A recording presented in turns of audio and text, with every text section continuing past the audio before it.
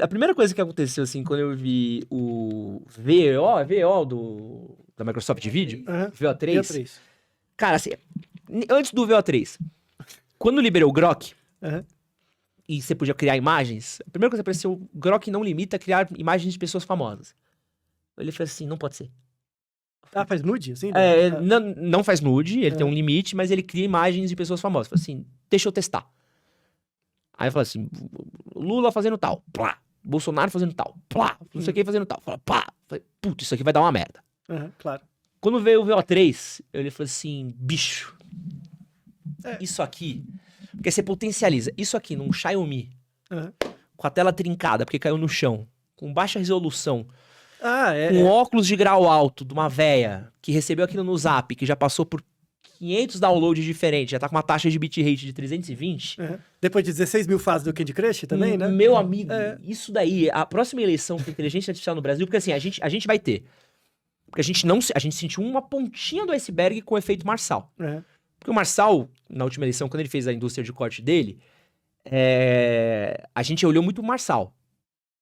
E acho que as pessoas não olharam pro lugar certo. Claro, que é o método. Que é o método. Sim, porque assim, enquanto o Marçal tava fazendo aquilo, tem uma série de outros políticos olhando e falando assim, opa, isso aqui é reprodutível. Sim. Então na próxima eleição a gente vai ter o método Marçal sendo reproduzido. E soma, né, na nossa equaçãozinha de matemática, que bota IA torando, que agora você consegue reproduzir, ao contrário das últimas eleições, você consegue fazer voz muito bem feita. Às vezes a gente tá no Live Pix, vem áudio com a voz do Mano Brown, que, porra, parece que é realmente o Mano Brown falando com o Neymar, do Lula falando, vídeo.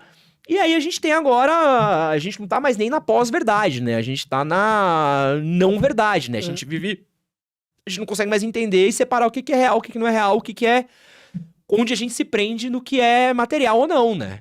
Então, a saída vai ser o mundo voltar a ser analógico. Lembra? Meio Duna? Não, é meio Planeta dos Macacos mesmo, sabe? Então, por exemplo, sabe uma instituição que vai ganhar muita força? Cartório. Cartório. Tipo, porque online eu não consigo mais certificar que é você. Você vai ter que ir lá no cartório pôr o dedinho. Entendeu? Então, por exemplo, a gente vai começar, numa escala maior, você vai ter que começar a ir no banco pra autenticar você mesmo. Você ir no banco. Tipo, eu não quero ver você no computador botando sua digital ou falando alguma coisa. Você vai no banco você mesmo. Que no Duna é isso, né? No Duna, tecnicamente, os robôs dominaram, as máquinas dominaram, ao ponto deles, a gente não pode ter mais computador. Volta a ser analógico tudo, né? Porque se a gente voltar a ser um pouco mais analógico, diminui o tempo das coisas, a gente fica menos ansioso, é uma solução. Por que você precisa receber um produto em um dia? Por que você precisa receber um produto em um dia? Você pode esperar 2, 3, sabe? Você pode ir no banco resolver as suas coisas de vez em quando, né? Ah, mas isso é muito antiquado. Não é. Você vai observar muito mais seu comportamento e ter um uso muito melhor do seu tempo. Mas isso no efeito político da próxima eleição vai ser Vai ser horrível. Pro ano que vem vai ser horrível. Não, pro ano que vem, de fato, esse método vai ser muito mais utilizado e aí cai na lógica das comunidades. Por isso que... E aí volta no ponto, por isso que a guerra é inevitável. Né? Porque dentro de cada comunidade as pessoas têm racionalidades. Dependendo do político que ganhar, mesmo o político que ganha, o político vai ser polarizado, porque quando ele estiver dentro de cada grupo, ele vai ter um discurso diferente. E você não vai ver, porque se você é de outro grupo, você não vai ver o que ele falou pra você. Né? Você vai ver o que ele falou pra mim, dizendo o que falou pra você. Percebe? Então a gente vai ter essa polarização que não é mais só dos países, geográficas, internas, online. E aí a saída disso é uma guerra. Os Estados Unidos tá passando por isso, né? Forte agora. Total. Não, a cisão dos Estados Unidos mesmo. Eles estão tendo quase uma guerra da secessão, né? Que é a do norte e sul lá. Estão tendo quase uma nova guerra da secessão interna, online, né? Você acha que isso não vai escalar pra fora depois? Tá começando a matar gente, começa devagarzinho. Aí vai ter que ter um desencadeante, pode ser a morte de alguém aleatório, começa a guerra de novo. Percebeu a tristeza? Caralho, que é? Então, isso não devia ser... isso não é natural. Não é uma coisa... sempre acontece, sempre vai ter esses ciclos, né? Que as coisas vão aglutinando, tem uma guerra e... Não é. Dá pra fazer diferente. Que a saída é a gente abrir mão de ser feliz e individualizar a educação pra gente. A educação... o que eu aprendo do mundo é para eu desenvolver habilidades para observar meu comportamento e controlar ele melhor do que os outros. E aí, por exemplo, se eu tenho várias habilidades que eu fui desenvolvendo... Que tipo de profissão adequa mais às minhas habilidades? Entendeu? Então, eu descubro uma atividade que complementa as minhas habilidades para continuar desenvolvendo. E aí eu sou produtivo, que é diferente da lógica do trabalho.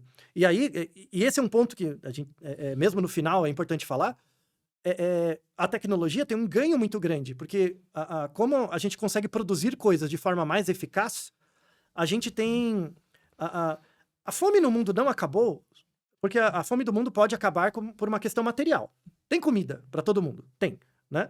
A questão é política, a questão é social, é histórica e tudo mais, tá?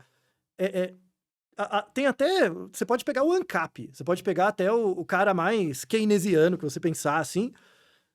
Parece que é um consenso na literatura tal, de renda mínima.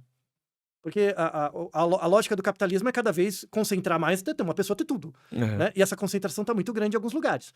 A gente tem que fazer o dinheiro girar. Tem que redistribuir. Renda mínima universal. Todo mundo ter um dinheirinho. Né? Se você tem um dinheirinho todo mês para fazer algumas coisas, para ter a sua subsistência básica, você vai começar a pensar a sua vida a partir das habilidades e não das competências. Aí toda a matriz educacional vai mudar. Essa é a chave da revolução.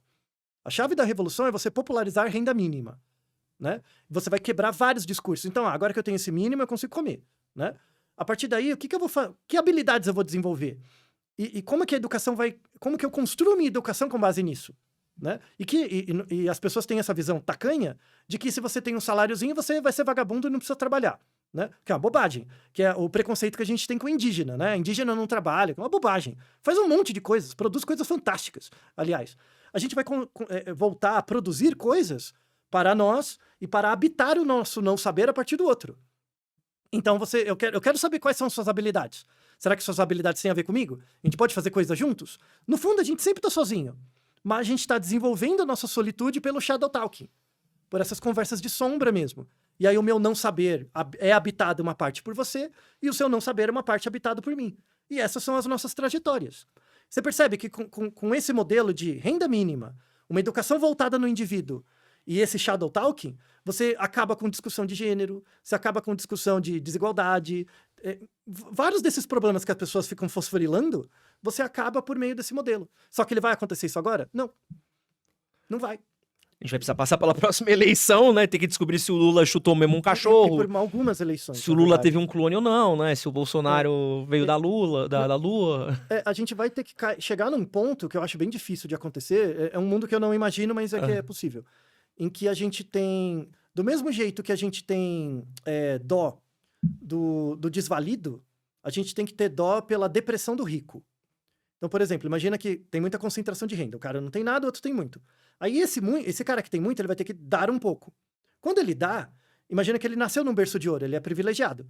Quando ele dá alguma coisa, ele não vai ficar com menos. Ele não sofre. Né? Você tem um padrão de vida que você naturalizou. Quando eu tiro de você, claro que você vai ficar deprimido. Né? Eu tenho que ter dó por isso, da mesma forma que eu tenho dó pelo pobre que eu dou dinheiro. Sabe? Se você conseguir ter dó dos dois lados da mesma forma, aí as coisas mudam.